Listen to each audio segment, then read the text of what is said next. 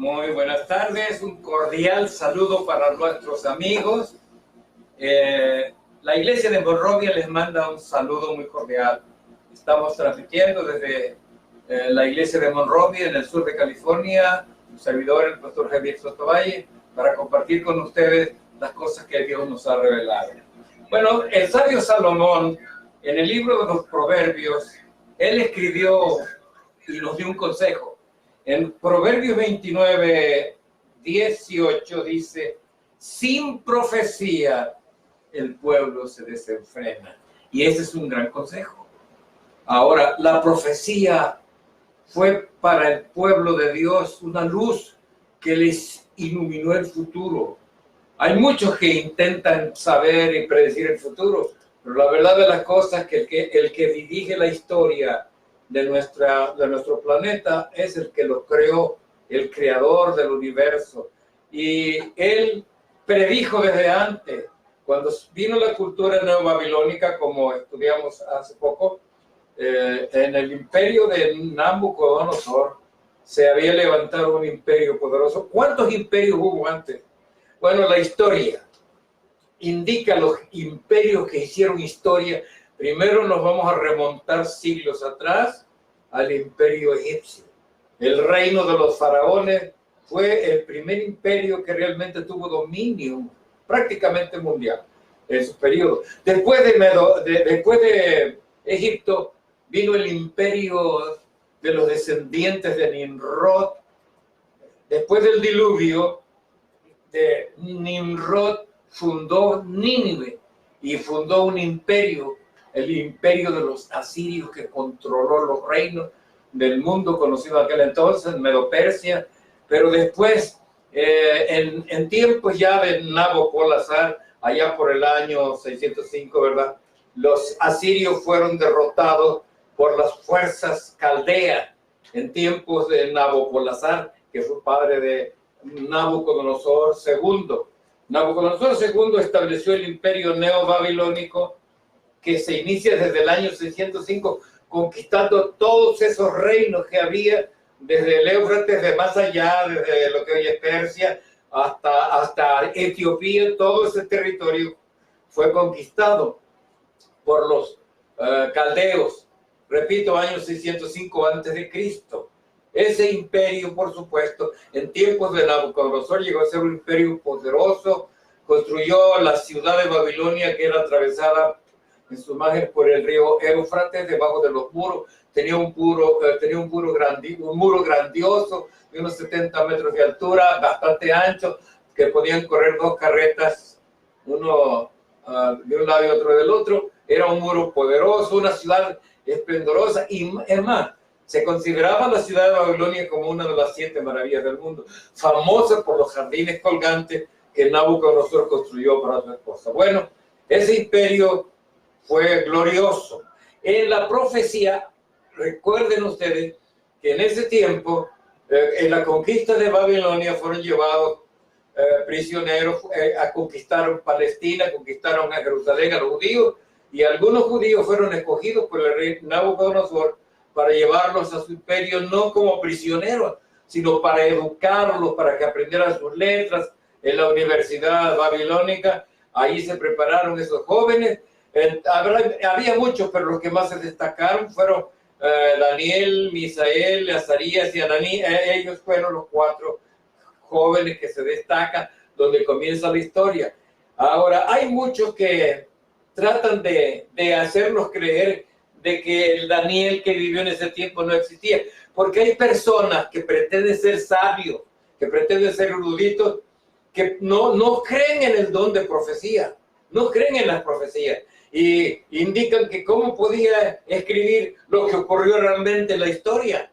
Y por eso dicen, inventan a un Daniel que vivió en el siglo II, pero eso no puede ser verdad. En primer lugar, porque, repito, el profeta Ezequiel, en su capítulo 14 de su libro, él lo menciona 2 veces a Daniel. Y en el capítulo 28, Ezequiel también menciona a Daniel como eres tú más sabio que Daniel. Así que si Ezequiel vivió en el tiempo de la conquista de Babilonia de las tierras de Palestina, Entonces, como Ezequiel lo va a mencionar, así que aquellos que tratan de negar, ¿por qué lo niegan? ¿Saben ustedes por qué lo niegan? Porque no creen que se pueda predecir el futuro. Pero recordemos que la historia la tiene Dios en sus manos. El verdadero libro de historia en realidad es la Biblia. La Biblia nos enseña el origen de los imperios. Luego, de Babilonia, ¿verdad? Aunque él pensaba que iba a durar para siempre, sin embargo, fue sucedido por el imperio de los medo-persas que conquistó conquistó a la ciudad de Babilonia y tomó el reino. Luego, el reino de los persas iniciaron el año 539. Ese imperio fue también glorioso. En tiempos de Jefe llegó a ser un rey riquísimo, un imperio glorioso. Pero en el año 331, en la batalla de Arbela, Medo-Persia cae y surge el imperio griego macedónico del año 331 y perduró hasta el año 168, cuando después de la batalla de Pydna surge un nuevo imperio, el cuarto imperio, que fue Roma. Así que en la profecía, en tiempos de Daniel, le fueron reveladas la historia a través de símbolos. Ahora, no nos podemos equivocar, porque estos símbolos, bestias que se le enfrentaron en la visión del Valle de Tempestad, representaban reinos. Bueno, primero él ve un león alado, luego un tigre que tiene 4 cabezas y 4 alas. Primero es el león, luego viene el oso con 3 costillas en los dientes, y luego viene el tigre de 4 alas y 4 cabezas. Después una bestia indescriptible que destroza y deshace. Ahora nota la explicación que se da en el versículo 19 del capítulo 7. Dice: tuve deseo de saber la verdad acerca de la cuarta bestia, o sea, la bestia indescriptible, que era tan diferente de todas las otras, espantosa en gran manera, que tenía dientes de hierro, uñas de bronce, que devoraba y desmenuzaba, y las sobras hollaba con sus pies. Asimismo, acerca de los 10 cuernos, porque esa bestia indescriptible tenía 10 cuernos en su cabeza. Y él estaba viendo la bestia, y de entre los 10 cuernos comenzó a surgir otro cuerno pequeño que derribó 3 cuernos para él acomodarse en su lugar. Y asimismo, acerca de los 10 cuernos que tenía en su cabeza, versículo 20, y del otro que le había salido delante, del cual habían caído 3. Este mismo cuerno tenía ojos y boca, que hablaba grandes cosas, y parecía más grande que sus compañeros. Y veía yo que este cuerno hacía guerra contra los santos, los vencía, hasta que vino el anciano de días y se dio el juicio a los santos del Altísimo, y llegó el tiempo y los santos recibieron el reino. Dijo así también, versículo 23, la cuarta bestia será un cuarto reino en la tierra, el cual será diferente de los otros reinos, y a toda la tierra devorará, trillará, despedazará. Los 10 cuernos significan que de aquel reino se levantarán 10 reyes, y tras ellos se levantará otro, el cual será diferente a los primeros, y a 3 reyes derivará. Y este cuerno dice: hablará palabras contra el Altísimo, a los santos del Altísimo quebrantará, pensará en cambiar los tiempos y la ley, y serán entregados en su mano. ¿Quiénes? Los santos. Serán entregados en su mano hasta tiempos y medio tiempo. Bueno, en Apocalipsis capítulo 12, versículo 6 dice: la mujer, o sea, símbolo, la iglesia, fue perseguida en el desierto, fue perseguida durante 1260 días, pero en el versículo 14 del capítulo 12 se explica que esos 1260 días son tiempos y la mitad de un tiempo, en que esta potencia perseguiría al pueblo de Dios. Ahora, cuando él ve a la cuarta bestia, y luego que surge el cuerno pequeño que derriba 3, y ese cuerno tenía ojos como de hombre y una boca que hablaba grandes cosas. Dice el versículo 9 del capítulo 7, estuve mirando hasta que fueron puestos tronos, y se sentó un anciano de día, cuyo vestido era blanco como la nieve y el pelo de su cabeza como lana limpia. Su trono llama de fuego, las ruedas del mismo fuego ardiente. Versículo 10, un río de fuego procedía y salía delante de él. Millares de millares servían, millones de millones asistían delante de él. El juez se sentó y los libros fueron abiertos. Luego dice, miraba a causa del sonido de las grandes palabras que hablaba el cuerno. Quiere decir que cuando estos acontecimientos ocurren, existe el reino del cuerno pequeño. Dice, yo miraba, dice, a causa de las palabras que hablaba el cuerno, ¿verdad? Y dice, voy a leer textualmente, yo entonces miraba a causa del sonido de las grandes palabras que hablaba el cuerno, miraba hasta que mataron a la bestia y su cuerpo fue destrozado y entregado para ser quemado en el fuego. Ahora, en Apocalipsis 17, noten lo que dice, hablando de esta misma potencia, dice, los 10 cuernos que viste en la bestia, estos aborrecerán, el versículo 16, aborrecerán a la ramera, la dejarán desolada y desnuda, devorarán su carne y la quemarán con fuego. Los mismos reinos que apoyan a este cuerno pequeño, a esta potencia indicada en la profecía, ¿verdad? Los mismos que la apoyan son los que la van a destruir. Dice, versículo 12 del capítulo 7 de Daniel, había también quitado a las otras bestias su dominio, pero les había sido prolongada la vida hasta cierto tiempo. Miraba yo en la visión de la noche, y aquí con las nubes del cielo venía uno, como un hijo de hombre que vino hasta el anciano de día. Le hicieron acercarse delante de él, le fue dado dominio, gloria, reino, para que todos los pueblos y naciones y lenguas le sirvan. Su dominio es dominio eterno, que nunca pasará, y su reino uno que no será destruido. Ahora, aquí el ángel explica a Daniel esta profecía, pero esto indica que este reinado representado por el cuerno pequeño tiene un periodo para existir como glorioso, como poderoso, que va a destruir al pueblo de los santos, pero va a perder ese dominio y finalmente en el tiempo del fin, se establece el juicio. ¿Cuándo?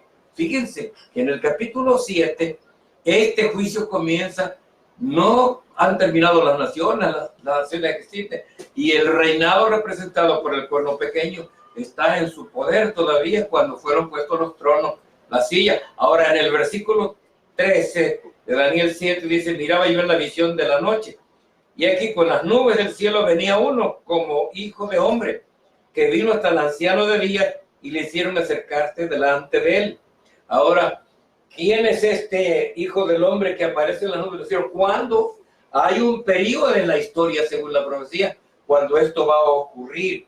Cuando él llega, cuando el juez se sentó, los libros, ¿qué libros?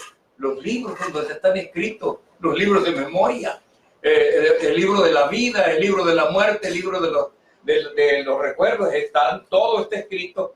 Recordemos que Cristo dijo, eso está en San Mateo 12, 32, 33, toda palabra ociosa que hablaren los hombres, de ella darán cuenta en el día del juicio. Así que cuidemos nuestras palabras. Así que estas palabras son ciertas y verdaderas. Aquí está, voy a leerlas literalmente. Aquí está, el capítulo 12, versículo 37, aquí está, versículos 37 y 38. Sí, versículos 36 y 37. Mas yo os digo que toda palabra ociosa que hablen los hombres, de ella darán cuenta en el día del juicio, porque por tus palabras serás justificado y por tus palabras serás condenado. Ahora, este hijo del hombre que viene en las nubes, ¿cuándo va a ocurrir esto? Bueno, es lo que vamos a tratar de explicar en pocas palabras esta noche.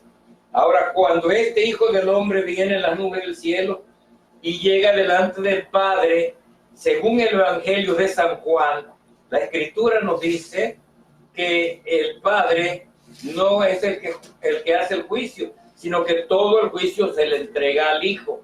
En el capítulo 5 de San Juan, versículo 22, dice, porque el Padre a nadie juzga, sino que todo el juicio dio a su Hijo. ¿Por qué a su Hijo? Porque el Padre nunca ha tenido la naturaleza humana, pero el Hijo sí es Dios. Pero como explica San Juan, que el Verbo se hizo carne y habitó entre nosotros.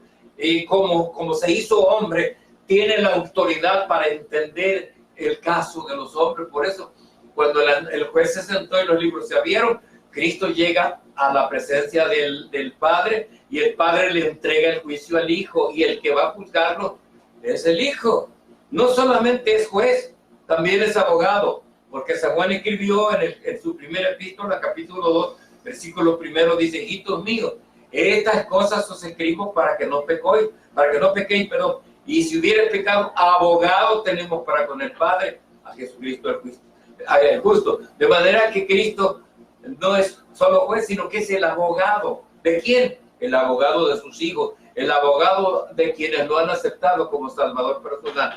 Él funge en ese juicio como abogado. Ahora, ¿cuándo va a ocurrir este juicio?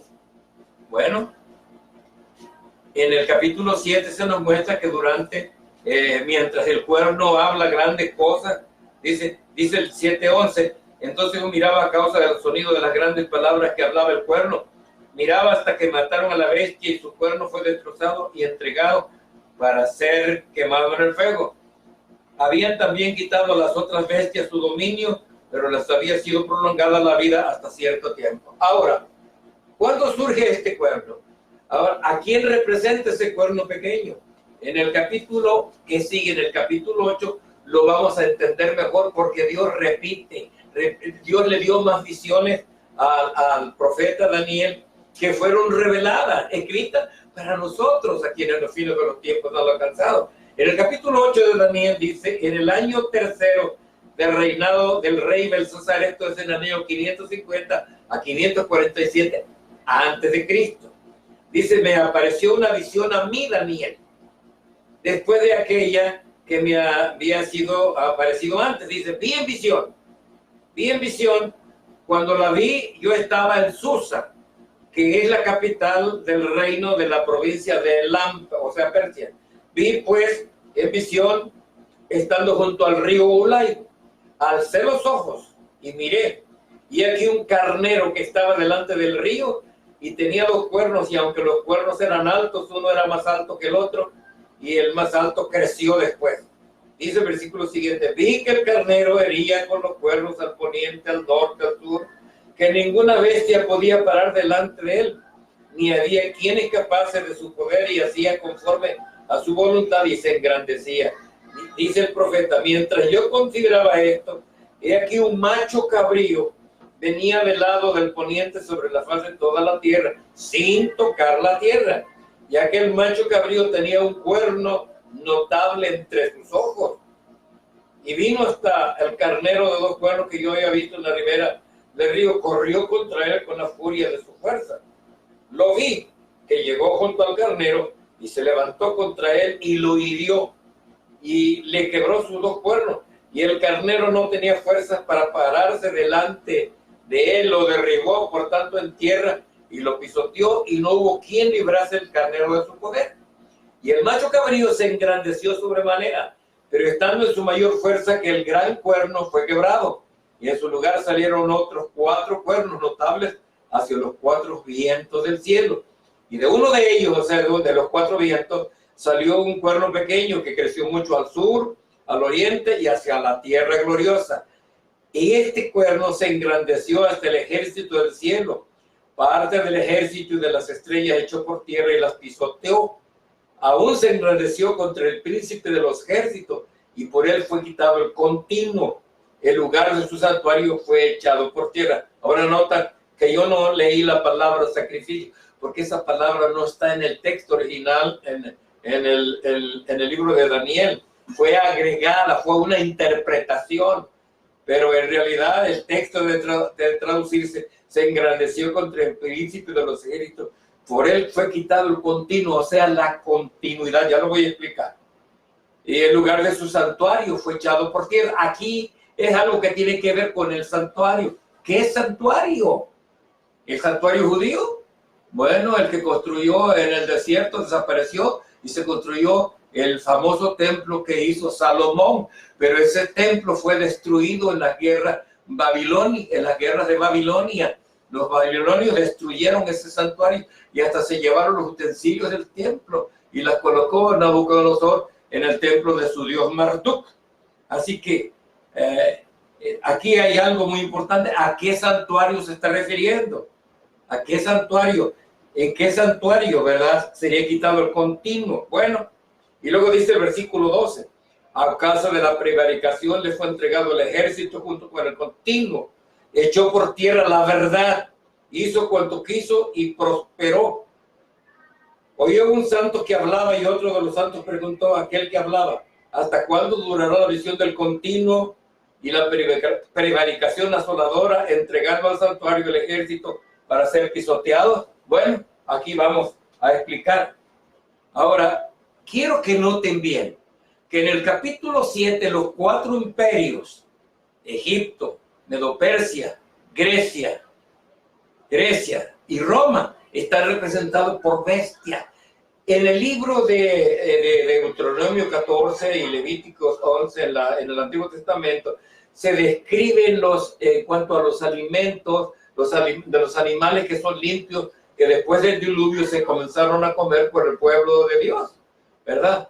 Ahora, cuando Noé entró en el arca, en el capítulo 7 de Génesis, le dice que metiera en el arca 7 parejas de animales limpios y solamente una pareja de macho y hembra de los que no son limpios. Así que la Biblia habla de animales que son limpios, que son lícitos para comer, y animales que no son limpios, que no se deben de comer. Ahora, quiero que no. El león, el oso, el tigre y la otra bestia son animales inmundos. Noten bien que en el capítulo 8 no se usa, se está representando otra vez a Medo-Persia. Ahora, nota, ¿quién da la explicación? Dios mismo le da la explicación, porque dice el versículo 16 del capítulo 8. Hay una voz de hombre entre las riberas del Ulai que gritó y dijo: Gabriel, enseña a la visión. Vino luego cerca de donde yo estaba y con su venida me asombré y me postré sobre mi rostro, pero él me dijo: entiende, hijo de hombre, porque la visión es para el tiempo del fin. ¿Ok? Noten, la visión es para el tiempo del fin. ¿Ok? Y sigue diciendo, dice: mientras él hablaba conmigo, caí dormido en tierra sobre mi rostro. Y él me tocó, me hizo entrar en pie y dijo: y aquí que yo te enseñaré lo que ha de venir al fin de la ira, porque es para el tiempo del fin. Es importante, nota. En el versículo 16 le dijo: Gabriel, enseña a la visión. Y le dijo: entiende, hijo del hombre, por la visión es para el tiempo del fin. Y se le repite en el versículo 19, es para el tiempo del fin. Entonces le explica el ángel, en cuanto al carnero que viste, que tenía 2 cuernos, son los reyes de Media y de Persia. El macho cabrío es el rey de Grecia. El cuerno grande que tenía entre sus ojos es el rey primero. En cuanto al cuerno que fue quebrado y sucedieron 4 en su lugar, significa que 4 reinos se levantarán de esta nación, aunque no con la fuerza de él. Al fin del reinado de esto, es decir, cuando terminan todas las dinastías de la división de los reinos en que se dividió el imperio griego entre Casandro, Seleuco, Lisímaco y Ptolomeo, en que se dividió el imperio griego macedónico, cuando terminan ese reino, al fin de esos reyes, podría decir que eso comienza en el año 168 antes de Cristo, en que los griegos entregan el poder a los romanos, porque surge el imperio romano. Ahora, el cuerno pequeño representa el imperio romano en sus 2 etapas. La primera etapa es la Roma imperial y la segunda etapa es la Roma eclesiástica. Al fin del reinado de esto, es decir, cuando terminan los reinos griegos, cuando los transgresores llegan al colmo, se levantará un rey altivo de rostro, entendido en enigmas. Su poder se fortalecerá, mas no con fuerza propia. Aquí conviene comparar este texto con Apocalipsis capítulo 13, el versículo 2. Vamos a buscar, aquí está Apocalipsis 13, el versículo 2. Vamos a enfatizar bien esto, porque la Biblia se explica así sola. Esto es por eso te voy a volver a repetir, ¿verdad? Dice, voy a leer el 25: con sagacidad hará prosperar el engaño de su mano, su corazón se engrandecerá y sin aviso destruirá mucho.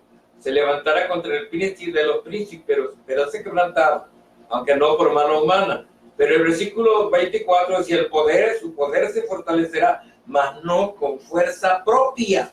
Hablando de ese mismo poder en el capítulo 13 de Apocalipsis, el versículo 2, dice, la bestia que vi era semejante a un leopardo, su pie como de oso, su boca como boca de león. El dragón le dio su poder y su trono y grande autoridad. ¿Quién le dio el poder? El dragón. ¿Quién es el dragón?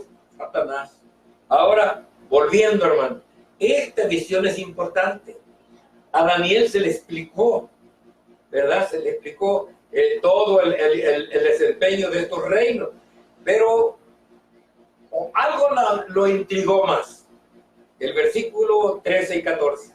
Oí a un santo que hablaba y otro de los santos preguntó a aquel que hablaba, ¿hasta cuándo durará la visión del continuo, la prevaricación asoladora, entregando el santuario y el ejército para ser disfrutados? Noten, aquí entra en juego el santuario. ¿Qué santuario? El santuario judío, el que fue destruido en tiempos de Nabucodonosor, el que construyó Salomón, ¿no? El templo fue restablecido 70 años después. La restauración comenzó con Zorobabel y el sumo sacerdote Josué, pero después vino Nehemías, Esdras y Nehemías, reconstruyeron ese santuario que fue el que visitó nuestro Señor Jesucristo. No tenemos tiempo ahora, pero en la profecía de Ezequiel se menciona que el mismo Dios visitaría ese santuario.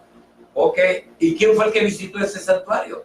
¿Quién entró por la puerta del este? Como estaba predicho por Ezequiel, nuestro Señor Jesucristo, en aquel día glorioso que ahí se celebra como Domingo de Ramos, cuando entró Cristo triunfante en Jerusalén, como había predicho de Zacarías. He aquí que tu rey manso y humilde vendrá a ti montando sobre un pollino. Eso lo cumplió nuestro Señor Jesucristo. Pero ese santuario también fue destruido en el año 70 en la guerra de los romanos.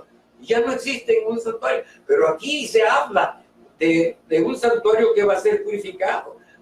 Dice el versículo 14 de Daniel 8, hasta 2300 tardes y mañana, luego el santuario será purificado. ¿Qué santuario? Bueno, cuando recibió Daniel esta visión, él estaba preocupado, porque ya se habían cumplido los 70 años del cautiverio babilónico, y según Daniel, el pueblo judío tendría que regresar del cautiverio a su tierra. Pero cuando hasta 2300 días y tarde de mañana, el santuario será purificado. Ahora recuerden que Dios, el ángel le dijo, entiende, hijo del hombre, porque esta visión es para el tiempo del fin. Daniel quedó confundido, no entendió. Nota, dice del versículo 26 y 27 del capítulo 8, la visión de las tardes y mañanas. ¿Qué tardes y mañanas? Los 2300 días de tarde y de mañana. Esa visión, dice, le dijo, la visión de las tardes y mañanas que se ha referido es verdadera. Tú guardas la visión porque es para muchos días. Noten, se le dice. Y yo, Daniel, dice, quedé quebrantado. Estuve enfermo algunos días. Y cuando convalecí atendí los negocios del rey, pero estaba espantado a causa de la visión y no la entendí. Quedó confundido.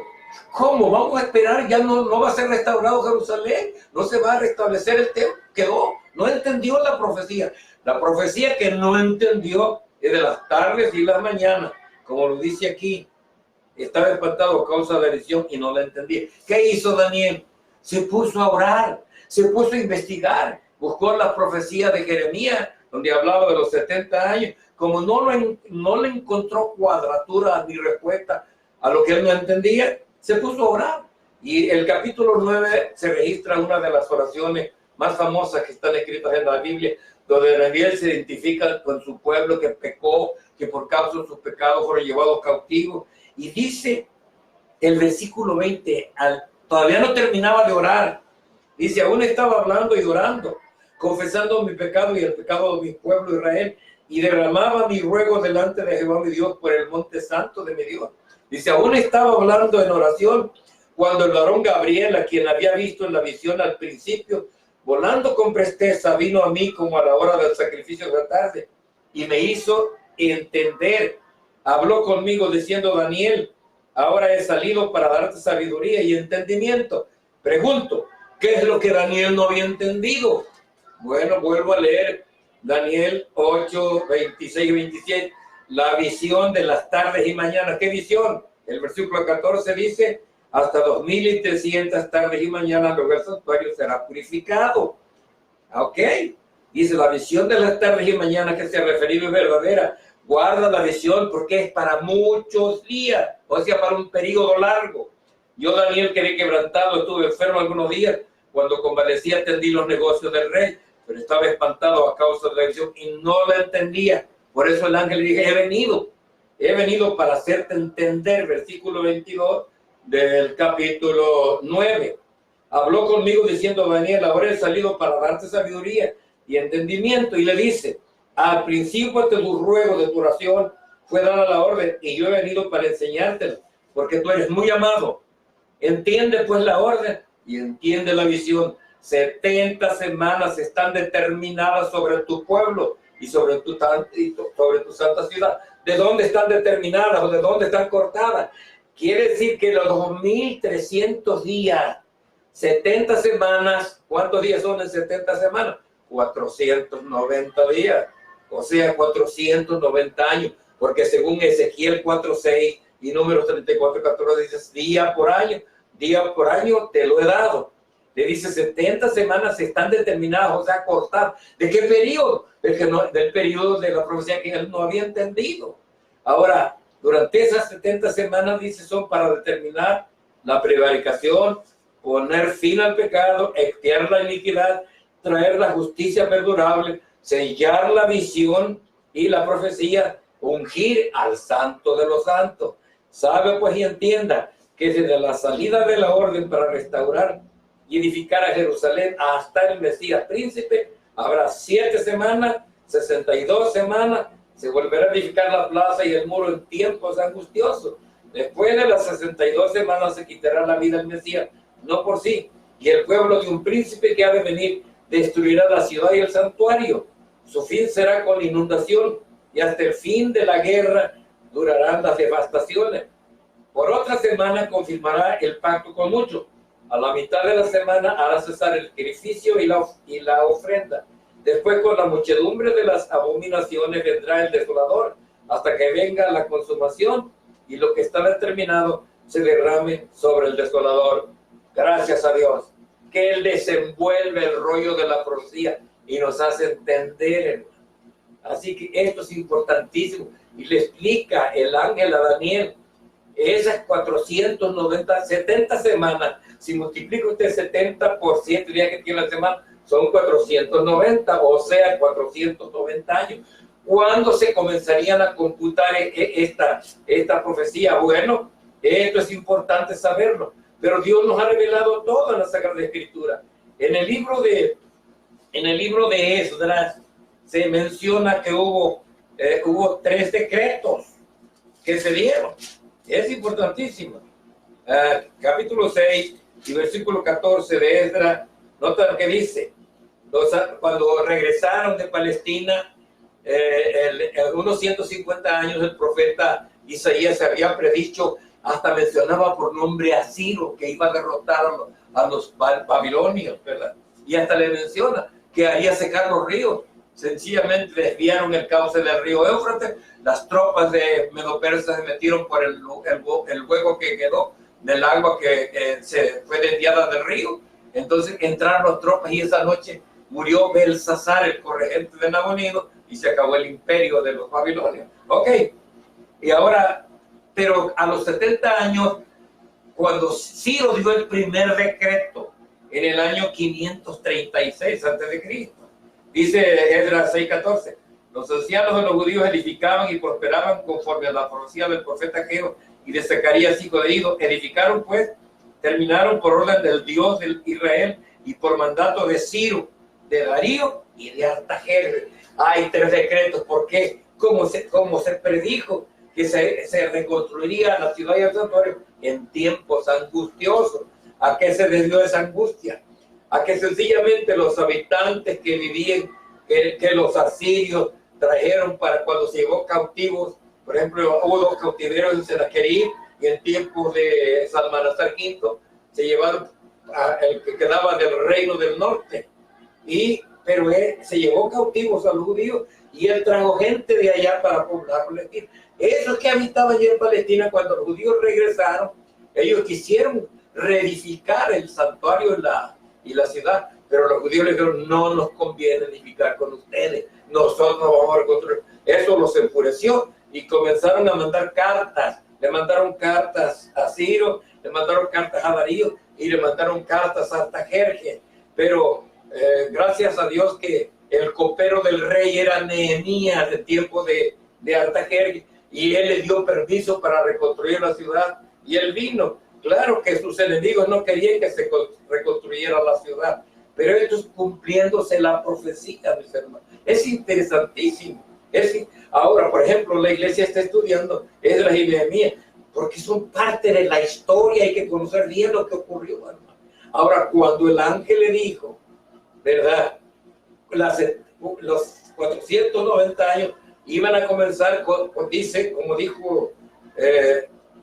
dijo Daniel, entiende, desde la salida de la orden para restaurar y edificar a Jerusalén. El decreto de Ciro y el de Darío no se cumplieron, pero el último fue el de Artajerjes. El decreto de Artajerjes se dio en el año 7º del reinado de Artajerjes Loquímano, y ese es el año que se cuenta, que el año 457, cuando Esdras y Nehemías vinieron para ayudar en la reparación del templo. Ellos construyeron en tiempos angustiosos porque sus enemigos los amenazaban, vamos a venir para que no reconstruya, y construyeron uno con la mano en la espada y con la otra la herramienta. Así reconstruyeron los muros, pero fueron reconstruidos. Pero ese decreto de Artajerjes, que fue el definitivo, se dio el año 457. Ese es el punto de partida de la gran profecía de los 1300 años. Recuerdo bien hace muchos años, cuando era estudiante en el seminario de Morelos, cuando fuimos a visitar a un pastor de X denominación, y recuerdo que me dijo ese pastor, ¿por qué ustedes los adventistas juntan las 70 semanas y los 2300 días? Porque según, no es que las juntamos, es que el Señor dijo, 70 semanas están determinadas. ¿De dónde? ¿De qué periodo? No hay otro periodo más que del periodo largo de los 2300 años. Así que esos 490 años comienzan con el decreto de Artajerjes y terminan en el 490. O sea, 490 años después. O sea que la profecía de los 1300 días tiene dos periodos. El primero corresponde al pueblo judío, que es la última oportunidad que Dios le da a los judíos para ser la nación evangélica, para llevar el conocimiento de Dios a todos los pueblos de la tierra, que lamentablemente no cumplieron. Y esas 70 semanas estaban divididas en tres periodos. 7 semanas de reconstrucción. Del año 457 tenemos que retroceder, porque estamos antes de Cristo y vamos hacia el principio de la era cristiana. Si el decreto fue dado en el 457, le restamos 49 años y llegamos al año 408. Del 457, en esos 49 años, en el 408 fue terminada la reconstrucción de Jerusalén y los muros. Luego de eso iban a haber, como dice la profecía, 62 semanas. 62 semanas son 434 días o años. Nos llevan hasta el ungimiento del Mesías. Como estamos en el 408, si usted le resta 434 años, tiene que pasarse a la era cristiana. Y hay que notar, si el cómputo fuera hubiese hecho exactamente cuando nació Cristo, pero Dionisio el Exiguo, que hizo los cálculos, el que estableció los años para la historia, él se equivocó con un periodo. Él tomó en cuenta las Olimpiadas griegas, pero se equivocó con un periodo casi de 4 años. Por ejemplo, San Lucas dice que Jesús fue bautizado cuando tenía 30 años. Él entonces hubiera sido el año 30, pero no. Cristo se bautizó en el año 27, es decir, 26 años cumplidos son los 430, digamos, 434 años son, y 408 terminó en reconstrucción. Los 434 años nos llevan hasta la era cristiana. Cristo fue bautizado en el año 27, la primavera, ¿verdad? Si usted saca la cuenta, le va a salir el año 26, pero corriendo el año 27. Por ejemplo, ahorita Usted cuando escribe una carta dice, bueno, hoy es, ¿qué día? Hoy es 9. Hoy es 9 de noviembre, escribe usted noviembre 9 de 1919, pero no se han cumplido los 2019 años hasta el año 31, pero así se usa en los cómputos. Así que, cumplidos los años, en el año 27, Cristo fue bautizado. Y según la profecía, en esa última semana, ¿cuántos días tiene una semana? 7. Desde el bautismo de Cristo del año de 37 hasta el año 34 es la última semana. Noten, a la mitad de la semana, que es el año 31, ha de cesar el sacrificio y la ofrenda. Es decir, todos los símbolos, todo el sistema simbólico del pueblo judío se va a cumplir. La Pascua, ¿quién es nuestra Pascua? Es Cristo. Allí se cumple todo. Cuando Cristo murió, el velo del templo se rasgó, indicando con ello que todo el sistema ceremonial judío terminaba con la muerte de Cristo. Allí termina. Eso fue en el año 31. Note, eso fue en la primavera del año 31. Todavía le quedaban al pueblo judío 3 días y medio, o sea, 3 años y medio, que se cumplieron en el año 34, pero los judíos no aceptaron a Cristo, lo rechazaron. Terminó la historia para los judíos en el año 34, cuando Esteban fue muerto a pedradas. No aceptaron su testimonio. El Sanedrín rechazó a Cristo como su Salvador, y en ese año el Evangelio, en el año 34, pasa a los gentiles. Ahora, ese periodo de 490 años que principian en el año 457 y terminan en el año 34, se descuentan de los 2300 días. Ahora, ¿qué ocurre? Recuerden, el capítulo 7 dice que el juez se sentó y los libros se abrieron. ¿Cómo comenzó el movimiento adventista? Guillermo Miller, un laico que estudioso de la profecía, interpretó esta profecía de los 2300 días, y él llegó a la conclusión que esa profecía de los 2300 años iban a terminar entre la primavera de 1843 y 1844. Ellos pensaban que la tierra era el santuario, porque ya no existe santuario, y ellos enseñaban que va a ser que Cristo va a venir y va a purificar la tierra con el fuego de su venida. Y por eso es que los mileristas interpretaron que iba a regresar Cristo a la tierra, pero no iba a regresar Cristo a la tierra. Ese es el año 1844, cuando Cristo llega delante del Padre para iniciarse el juicio, la revisión de los hijos de Dios, desde Adán hasta el último hijo de Dios que acepte el Evangelio. Esto significa que el juicio de los santos ya comenzó. Estas son profecías importantísimas que todo cristiano debiera estudiar con oración, con determinación. Amigos, quizás ha sido bastante lo que hemos cubierto en esta ocasión, pero les invito a investigar. Si alguien tiene dudas, si alguien quiere preguntar, háganos llegar su opinión. Estamos listos para recibir opiniones, para recibir preguntas, para contestarlas. Ahora solamente nos resta darle gracias a Dios. Vamos a orar. Señor, te damos gracias porque nos has dado el conocimiento de las profecías, porque sabemos que somos un pueblo que está bajo la señal profética a través de los siglos. Danos entendimiento para comprender las Escrituras. Ayúdanos a aceptar las interpretaciones de tu palabra, no las ideas y los pensamientos de los hombres. Ilumínanos y danos tu sabiduría, te lo rogamos, con el perdón de nuestros faltos, en el nombre y en los méritos de nuestro Señor Jesucristo. Amigos, que Dios les bendiga. Ha sido un placer. Continuaremos dentro de una semana para aclarar un poco más estas tremendas profecías. Un saludo cordial de parte del pastor Sotovalle, un cordial saludo de la iglesia de Monrovia, y que la gracia de nuestro Señor Jesucristo les acompañe. Amén.